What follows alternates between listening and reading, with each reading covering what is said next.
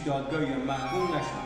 اگه شما فقط یک کم مثل بقیه نویسنده انسان دوست بودین، می‌دونستین همه ما به دوستی نیاز